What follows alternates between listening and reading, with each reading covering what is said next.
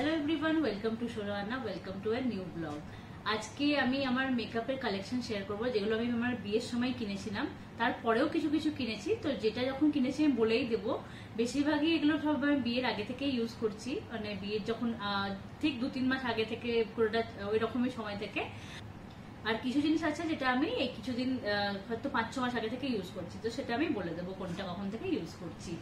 তো প্রথমে যেটা থেকে শুরু করব সেটা হচ্ছে যতই মেকআপ হোক বা স্কিন কেয়ার হোক, সব থেকে আগে ফেসটাও যেরকম আমাদের ক্লিন করতে হয়, তো তার জন্য যেটা আমি ইউজ করি সেটা হচ্ছে এই সাইনাস হোসেনের এই ফেস ওয়াশটা। আমি মামা আর্থের ফেস ওয়াশটাও খুব ভালো ইউজ করতাম। মামা আর্থের একটা উপটন ফেস ওয়াশ আছে, সেটাই আমি ইউজ করতাম আগে। তো তারপরে আমি এটা একবার আমার ফ্রেন্ডের কাছে ইউজ করি, তো এটা আমার খুব পছন্দ হয়, তাই জন্য আমি এখন এটা ইউজ করি, অনেক মাসই হয়ে গেল। এটা মানে এটা জাস্ট অল্প, জাস্ট এইটুকু কোয়ান্টিটি নিলে অনেক খুব ভালো। এটা তো একটা ফোম হয় আর খুব মানে ফেসটা খুব একদম সফট করে দেয়, তো এটা খুব ভালো একটা ফেস ওয়াশ। নেক্সট যেটা আমরা ইউজ করতে পারি যে কোনো জন্য, কোনো ফেস প্যাক বা ফেস মাস্ক যেটা, তো সেটার জন্য আমি ইউজ করি হচ্ছে আমার তো একটা উপটন ফেস মাস্ক আছে। ফেস ওয়াশটা তো ইউজ করতাম, ফেস মাস্কটাও দেখিয়ে দিচ্ছি। তো আমি যে ফেস মাস্ক বা এটা ইউজ করি সেটা হচ্ছে মামা আর্থের এই উপটন ফেস মাস্ক। এটাতেও না একটু স্ক্রাবিংও হয়ে যায়, আর যে ফেস ওয়াশটা ছিল ওটাতেও তাই ছিল। ওটা ফেস ওয়াশ আর ওতে কিছু মানে ওই যে গ্র্যানুলস গুলো থাকে ওগুলো দিয়ে স্ক্রাবও হয়ে যায়। তো মোটামুটি যেহেতু আমার এখানে ওপেন পোর্স নাকের কাছে আছে, তো ওটা আমার খুব কাজে দিত। আমি মামা আর্থের এই যে উপটন ফেস মাস্কটা এটা 2019 থেকে ইউজ করতে লাগি। 2019-এ আমি প্রায় ওই স্টার্টিং এর দিকে, মানে একদম ইয়ারের স্টার্টিং এর দিকে আমি এটা ইউজ করতে লাগি। তখন আমার ততটা ফেমাস ছিল না, তখন জাস্ট কিছুটা এসেছিল। আর আসার পর মানে খুবই কিছু জনের সাথে কাছে শুনেছিলাম বা অনলাইনে দেখেছিলাম, নাইকাতে আমি দেখেছিলাম এটা। তো তখন আমি নাইকা থেকে এটা কিনি। আর হেয়ার কেয়ার রেঞ্জটা, তো হেয়ার কেয়ার রেঞ্জটা আমার না সেভাবে স্যুট করেনি, তো আমি সেটাকে তো ছেড়ে দিলাম। কিন্তু এইটা আমার ফেসে খুব ভালো স্যুট করেছিল।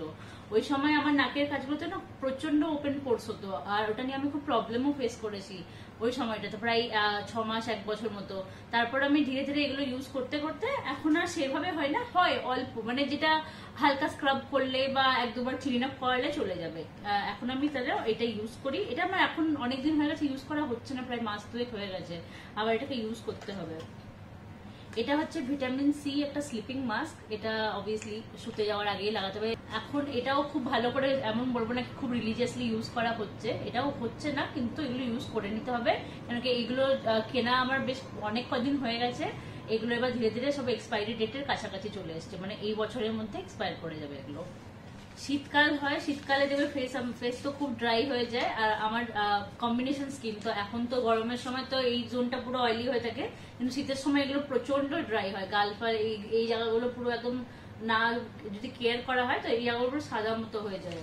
তো আমি এই যে শীত মাস্ক এগুলো আমি ইউজ করি, এগুলো নাইকা শীত মাস্ক, বেশ ভালো হয় এগুলো। এটা 5টা না 6টার কম্বো হয় একটা, তো আমি একসাথে ওটাই কিনেছিলাম। তো একটা না দুটো ইউজ করেছি, বাকি 4টে রাখা আছে। এগুলো ইউজ সব করে নিতে হবে টাইমে টাইমে। তারপর আমি যেটা ইউজ করি যেটা এই সিরামটা, এটা আবারও গরমের সময় আমি ইউজ করি না, কারণ গরমে এমনি অয়েলি স্কিন থাকে। এটা শীতের সময় বেশ কাজে লাগে। মিনিমালিস্টের জিনিস না খুব ভালো, খুবই ভালো স্যুট করে আমার।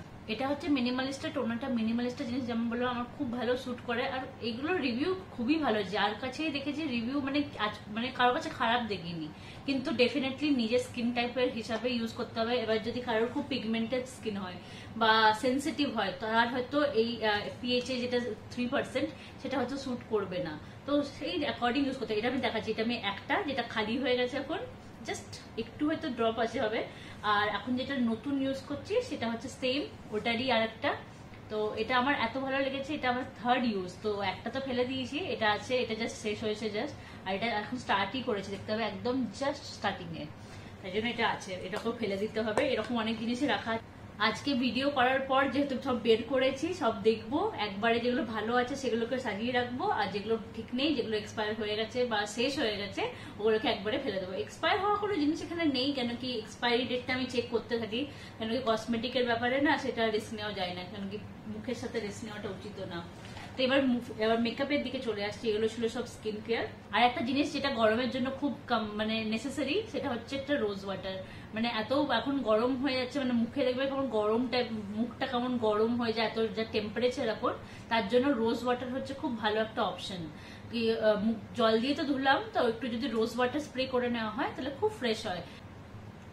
রোজ ওয়াটারটা গরমের জন্য খুব ভালো একটা অপশন, তো এটা গরমে ইউজ করবো বলেই নিয়েছি।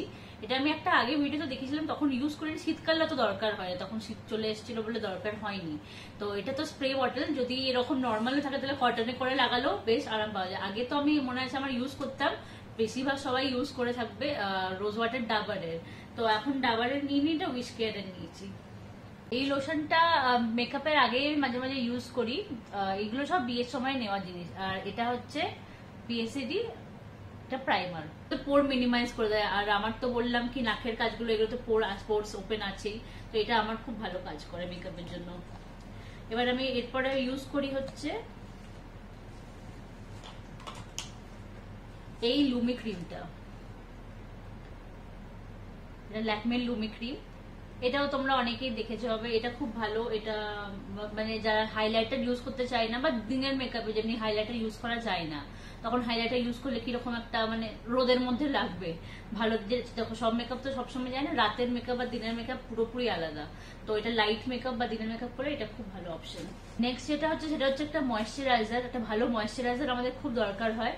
তো এই মুহূর্তে আমি ইউজ করছি সেটাফিলের এই ময়েশ্চারাইজারটা। এটা শীতের সময় বলে ময়েশ্চারাইজারটা নিয়েছিলাম, আর গরমে এখন চলে আসছে বলে ময়েশ্চারাইজার না নিয়ে এটা লোশনটা নিয়েছি। এটা অলমোস্ট শেষ, এটা এতটা মতো আছে, তারপরে এটা ইউজ করব। আর তাছাড়াও আমি আরো দুটো ময়েশ্চারাইজার ইউজ যেটা করি সেটা হচ্ছে জেল বেস, সেটা দেখাচ্ছি। একটা যেটা একটু যদি রেঞ্জে যাওয়া যায় সেটা হচ্ছে এটা। একটা যদি মিডিয়াম রেঞ্জের জেল বেস ময়েশ্চারাইজার যাওয়া হয় তো নিউট্রিজেনার এই হাইড্রো ব্লাস্ট এই ময়েশ্চারাইজারটা খুব ভালো একটা অপশন। আর যদি একদম অ্যাফোর্ডেবল রেঞ্জে যাওয়া হয় সেটা হচ্ছে এটারই ডিউপ হচ্ছে এইটা পন্ডসের এটা এই ময়েশ্চারাইজারটা। তো ডেফিনেটলি ডিফারেন্স তো একটু আছেই, কিন্তু এটাও খারাপ না, এটাও বেশ ভালো কাজ করে। এটার কোয়ান্টিটি অনেকটা, এটা কোয়ান্টিটি বলে দিচ্ছি কতটা থাকে। দামের হিসাবে এটা অনেকটাই মানে কম। এটা তো কত, এটা অনেকই কম থাকে। এটা 50 গ্রামের দাম ছিল মনে হয় 900 বা 1000 এর কাছাকাছি। আর এটা সেই জায়গায় মানে 200-300 টাকার মধ্যেই হয়েছিল। আমি না দেখে বলে দিচ্ছি, এটা 200 আর এটা 1000। ডেফিনেটলি দামের যেমনি ডিফারেন্স আছে 5 টাইমস দাম এটার।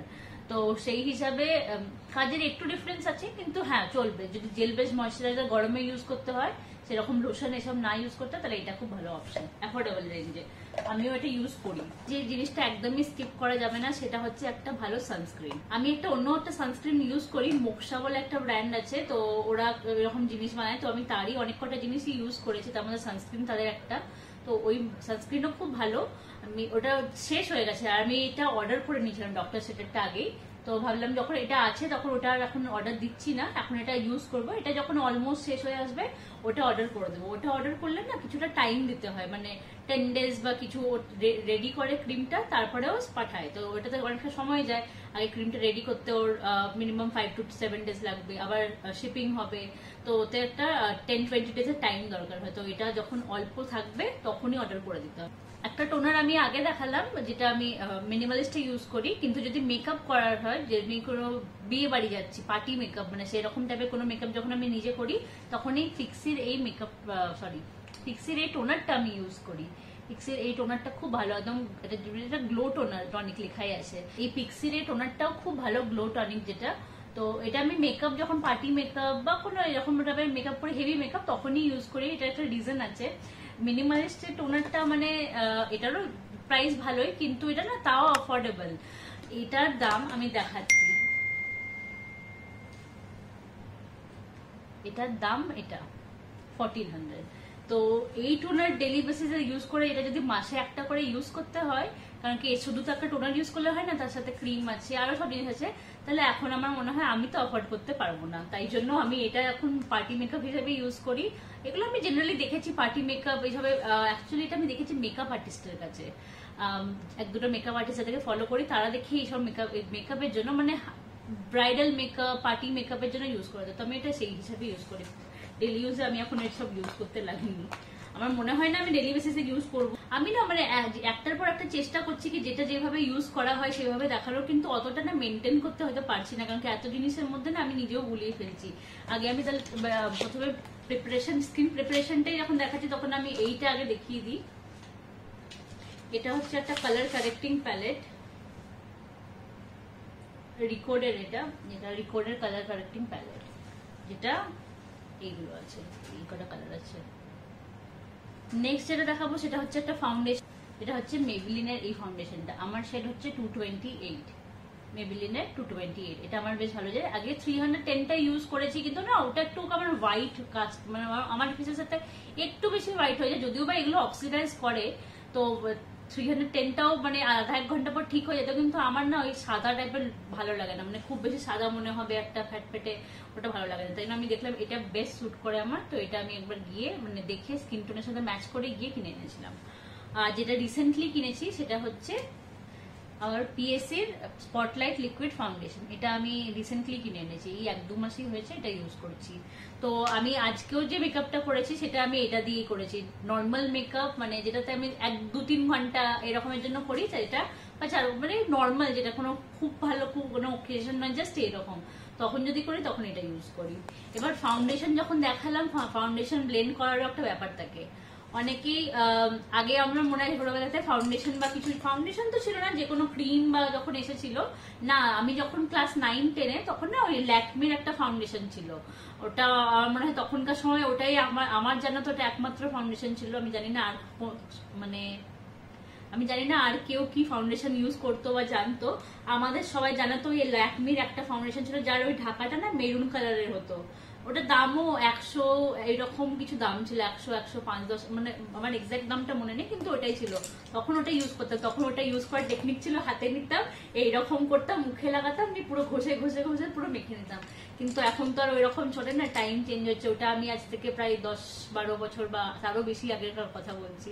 তো এখন ফাউন্ডেশন বা সবকিছু ব্লেন্ড করার জন্য ব্রাশ বা ব্লেন্ডারের দরকার হয়।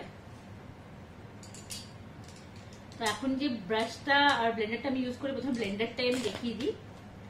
ব্লেন্ডার হচ্ছে আমার আবার এই যে পিএসসি এই ব্র্যান্ডের। এইগুলো আমার এই ব্র্যান্ডের এই জন্য কারণ কি আমি না আমার মেকআপ আর্টিস্টের সাথে যখন কথা বলতে যাই, বিয়ের যে আমি আমার ব্রাইডাল মেকআপ তো করিয়েছিলাম মেকআপ আর্টিস্টের কাছ থেকে, কিন্তু ডেইলিকার মেকআপ যেগুলো টুকটাক বাকি ফাংশন ছিল সেগুলো তো বেশিরভাগগুলো আমি নিজে করেছিলাম, যেমন কি মেহেন্দি, সঙ্গীতেরটা করাই আমি ধানবাদে অন্য একটা মেকআপ আর্টিস্টের কাছে করেছিলাম, মানে ওখানকারই লোকাল, ওখানে যে পার্লার আছে ওখানে গিয়ে করিয়েছিলাম। কিন্তু মেহেন্দি আর গায়ে হলুদ এগুলো তো আমি মেকআপ করাতে যাইনি। তো তখন আমি টুকটাক যেহেতু নিজে মেকআপ করবো, আমি জিজ্ঞেস করেছিলাম কোন মানে ব্র্যান্ডে সব জিনিস নিলে ঠিক হয়, তখন ওই সাজেস্ট করেছিল আমাকে এইটা একটা ব্লেন্ডার যেটা আমি এখন ইউজ করছি, মানে কারেন্ট আমি ইউজ করছি। আর একটা ডেফিনেটলি এটা দুটোর একটা প্যাক, এটার ব্যাগটা খুব কিউট, ছোট্ট মতো। আর এটা তো ইউজ করিনি, এখন ইউজে আসেনি, এটা যতদিন চলছে চলবে, যখন এটা খারাপ হয়ে যাবে, এখন এটা ভালোই আছে, যখন এটা খারাপ হয়ে যাবে তখন এটা ইউজ করবো। এবার হচ্ছে নেক্সট হচ্ছে ব্রাশের সেট, যেটা দিয়ে ব্লেন্ড করা হয়। শুধু তো ফাউন্ডেশন ব্লেন্ড নয়, এর মধ্যে হাইলাইটার, আই শ্যাডো এরকম অনেক কিছু ব্লেন্ড করতে হয়, তো সেগুলোর জন্য হচ্ছে এই ব্রাশের সেটটা।